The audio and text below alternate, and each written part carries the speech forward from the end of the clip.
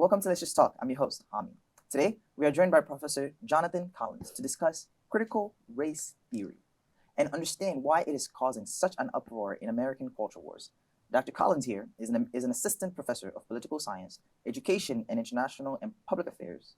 His research focuses on race, ethnic politics, urban politics, state and local politics, that's a lot of politics, education politics and policy, and democratic innovation. Dr. Collins, welcome to Let's Just Talk. Thank you for having me, Hami. It's an honor. So we're not even going to waste any time. We're here to talk about critical race theory. Okay.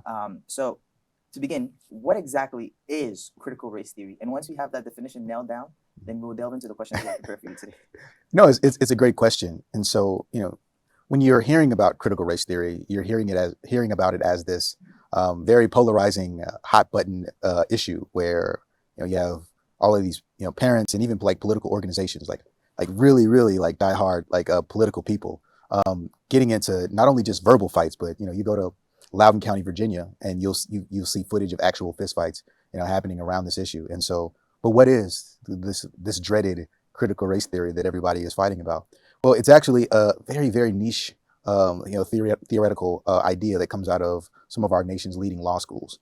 And so critical race theory in short is just this idea that when we think about the way in which our laws are structured, there are these inherent racial biases that are essentially baked into the center of the laws. And so the way I think about it and the way I try to explain it is, imagine, you have a cake and, someone says, well, this is a pretty good cake, but I don't like raisins, right? And, but it's very difficult to remove the raisins from the cake once it's already baked. Mm-hmm. And this is essentially the argument for how racism works from a critical race theory framework, that it's baked into the fabric of our laws and our society. Mm-hmm. And so in order to have any sort of racial progress that rights some of the racial disparities that we consistently see, you have to do the hard work of pulling the raisins out of the cake.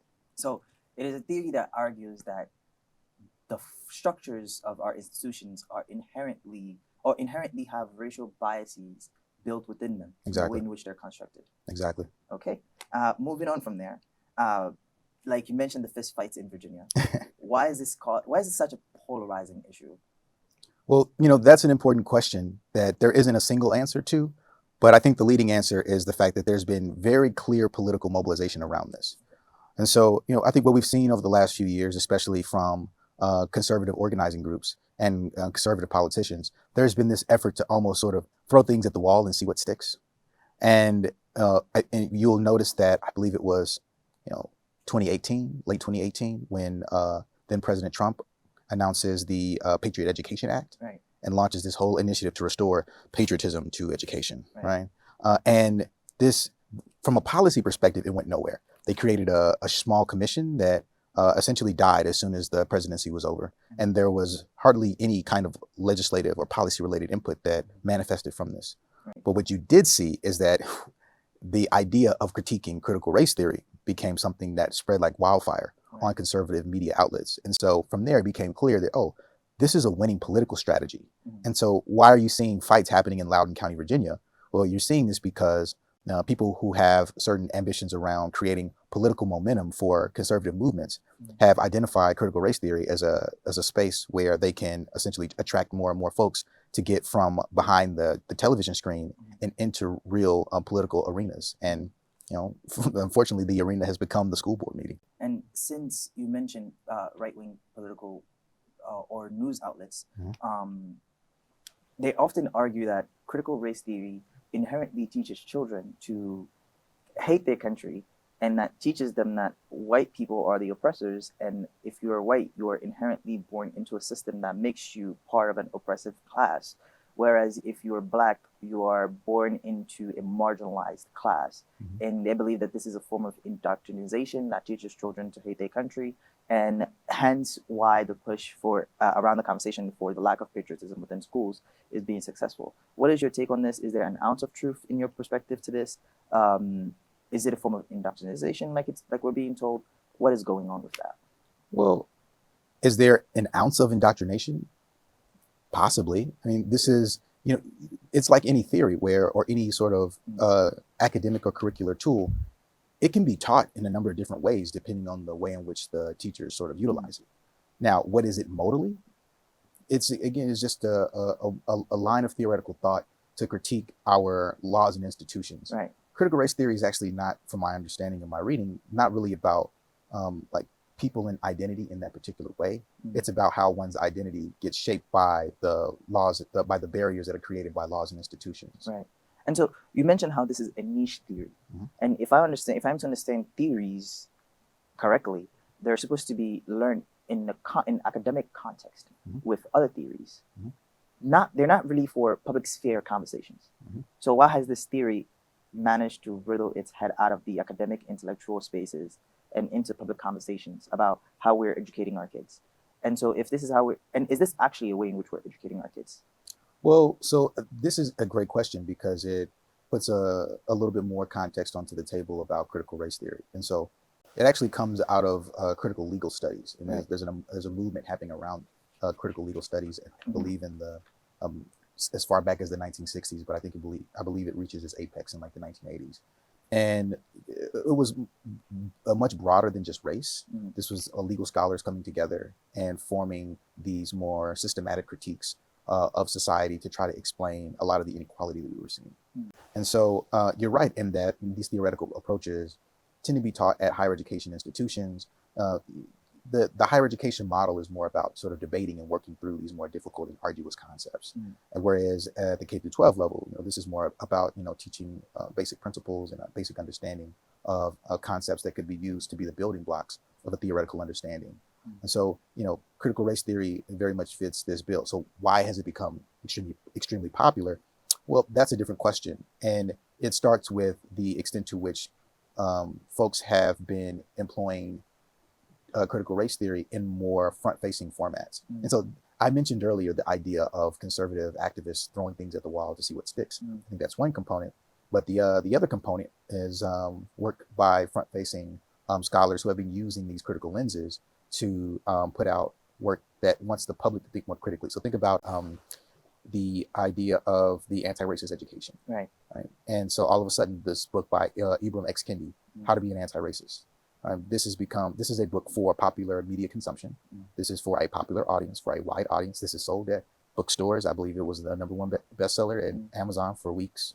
And this was meant to bring these more critical concepts into a digestible format for a public audience. Now, so this has created at least the idea of a lexicon or a language around critical approaches that can feed into the more sort of popular public discussion. But that doesn't necessarily mean, it really doesn't mean at all that what we're seeing are open debates happening publicly about critical race theory. Instead, we're seeing people adopt language coming from the academy, and they're putting that in front-facing formats. And that's not a new phenomenon. So basically, we're using language that are complex, or you're using words or names from complex theories in public discourse that we're not fully capturing. You've done a lot of research on this around critical race theory and what people actually did. What have you found working in the field? Well, I think the biggest contribution that I've made so far has been around some survey experiments that I did. So, I think I would say around 2019, 2020, critical race theory started to bubble up as this really hot button political issue. And so, at the time I was fielding these national surveys to figure out more about how people thought about some of the more, more top of the head education policy issues. Honestly, when I first started thinking about fielding surveys, critical race theory was nowhere on the list. I'm still asking questions about school finance funding and teacher pay and these more long-standing education policy debates. And I remember as I was finalizing the survey, I started to hear some stuff about anti-racist teaching. And so I said, okay, well, I'll add a question in about anti-racist teaching. And so I built this experiment, and I thought, well, I'm curious of what might be motivating people to have opposition towards anti-racist teaching. What could it be? Originally, I thought it was going to be parental consent. I thought the issue that we would see would be, well, there's just going to be white parents who have an issue with schools teaching anti-racism without their consent as parents. So I field this experiment, randomly assign people to view one of the two messages, and it's just, I support the idea of teaching kids about racism versus the treatment, which was I support teaching kids about racism regardless of parental consent. I get the results back, and there's over 80% support regardless of treatment or control. So there's pretty uniform support for the idea of teaching kids about racism. Right. And I thought, well, I thought this was a thing. Maybe it's not. The next year, 2020, good catch. Yeah. 2020, I filled the survey again and I tried replication, thinking like, well, it seems like there's more conversation. I think I'm on to something now. I filled the survey again, virtually the same results. And then I get a message from one of the survey participants who says, well, hey, I just want to let you know, I don't have any problem with teaching kids about racism. What I don't support is this critical race theory. Light bulb. Yeah. Oh, let me replicate this one more time. And instead, the treatment was support for teaching kids about racism, parentheses, critical race theory, just the term. I look at the results, total difference from treatment and control. It's about a 25 percentage point difference. Wow. You're about 25% less likely to support anti-racist teaching if you see the words critical race theory framing the title of it. And so obviously the results get even more robust for conservatives and Republicans. If they were over 30 percentage points less likely to support it if they saw the words critical race theory. And so the title of the paper is They Only Hate the Term, because that's the evidence that I'm seeing is that, well, critical race theory, teaching kids about racism, that doesn't seem to be the issue. It seems to be this political mobilization around this disgust and this deep animosity towards the term critical race theory. And so that's maybe there's a political failure around, or like a media or information dissemination problem around choosing to name the concept critical race theory, because it seems like people are really rallying against that. Possibly, but critical race theory was never designed to be the focus of a political movement. I mean, critical race theory was designed to, again, be a theory that explains racial disparities and to help us work through our kind of understanding of society and some of the things that we were seeing. This was never meant to be the cornerstone of a political movement. This was actually supposed to help us correct the lack of depth that we're seeing from some of the political movements. And so it's almost ironic that this this theory that was really just meant to critique became the centerpiece of a political movement against that critique. Right. You mentioned race. Race has always been a hot button topic in this country. But how do we teach children about race? Like, what is, because you're a teacher, you study this. How do we teach K through 12 schools if it is not these complex mediums of like critical race theory? How do we do that? Well, I think the argument has been that we just need to better integrate it into the way that we teach it, everything. Right. And so, and it's not just about teaching kids about race in this kind of very matter-of-fact kind of way. It's about, I think the more important thing is to make sure that we teach kids in ways that acknowledge their differences, accept those differences, embrace those differences, and really send the signal that kids truly are, created equal. And so, the thing is, our education system has to push back against so many outside forces. I mean, you grow up as a Black kid in America, and everything you see subconsciously, subliminally sends you this message that you're less than. You look at, the images that you see on television. You look at this kind of like hierarchy that you see amongst careers and professions. You think about, well, this is why there's been a push, for instance, for diversifying the academy, because, for generations, Black students couldn't see themselves in the lives of the faculty, or they couldn't see themselves in the legal field. They saw themselves in areas and spaces that were considered socially less than. And so when you're teaching about race in schools for kids, I think it's just a matter of honoring different cultural backgrounds and traditions, normalizing the differences, really seeing one's background and identity as a source of empowerment and an attribute, a contribution to the learning environment. It starts from there, and teaching about multiple historical journeys that various communities have had in this country. It's about, well, we say we're a melting pot. Well, let's structure our educational system to truly sort of embody that. Thank you. And then you talked about what it is like to grow up in America as a Black child. And then a lot of right-wing pundits talk about this idea of learned helplessness. That if you're teaching children that they are less than, or if you're teaching them that, they come from marginalized groups and marginalized communities, they internalize that and they learn that. What do you stand on that? Does that mean we then don't teach them about the past in a way in which reflects what the past was like, but rather boost their confidence through, like, I don't know, other mediums? Like, where do you stand on that idea of learned helplessness? Well, I think that it can be challenging to teach kids about the past, and we do have to be careful and delicate about that.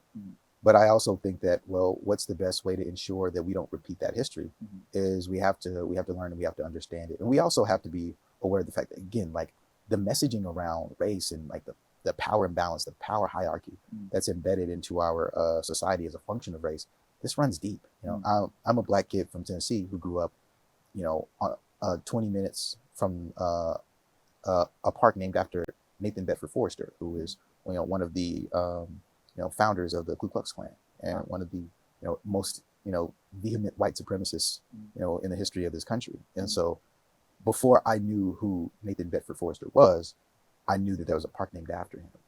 And there's a particular kind of power that comes along with people not knowing that story, but seeing the name memorialized. And so without a kind of a critical education to better understand, well, wait a minute, why are we memorializing, for instance, the generals of the rebellion army from the Civil War? What was the Civil War really about? What was going on there? What was this fight really over? Oh, okay. Without a critical understanding of history, of kind of where we've come as a society, then we can end up making heroes out of people who were really demons. Right. And I think, again, we look at our society and we continue to see this inequality. And so you talk about memorializing people like Nathan Bedford or other white supremacists from the past. We had this whole period in recent history where we're talking about taking down statues, removing names, renaming monuments, and so on. There's a lot of people that argue that that is a form of erasure of history. And so how do you respond to people that are like, oh, let's not erase our history? And what is the difference between that and memorializing or teaching like the full history? Right. Well, it's the issue is that it creates a very limited idea of what history is supposed to be, right? Because who gets to write that history? Right. And really, just like we think, it makes us think that history is just storytelling, right? That there's just this one long linear history that tells the story of how we came to be. But when you really have a more nuanced understanding of what history is, it's constant contestation and debate. And it should be something that is up for discourse, and it's something that should be based off of fact and context. And so, when it comes to these movements around renaming these monuments, the attempt to shut those down, it's more so about the move to limit the discourse around it. It says that, oh, we can't have a conversation about who these people were as political figures. We have to sort of accept them as these kind of long-standing American deities. And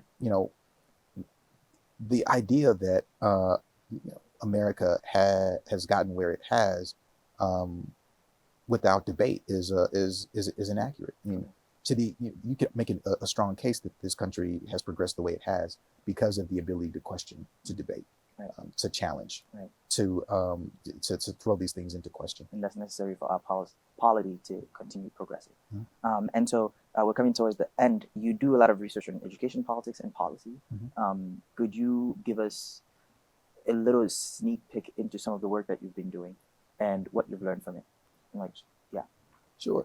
So my work is very much speaking to the empowerment piece that I talked about. So, as I mentioned, there's this subliminal messaging that happens that consistently tells Black students, in particular Black kids, brown kids, that we're less than. And I think there are things that happen just in the way that our schools are designed that continue to reinforce that message, whether that's police having such a strong presence in schools, or whether that's designing schools that feel like prisons, or overcrowded classrooms, and the over sort of monitoring and over policing of kids within these facilities. And so what I try to do with my research is find opportunities for empowering students, giving students voice, and really exploring the possibilities that come along with that.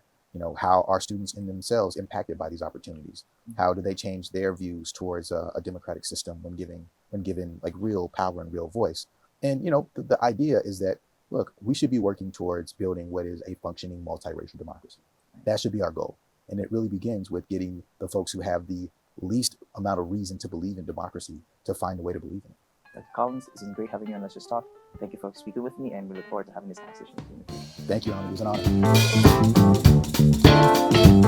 honor.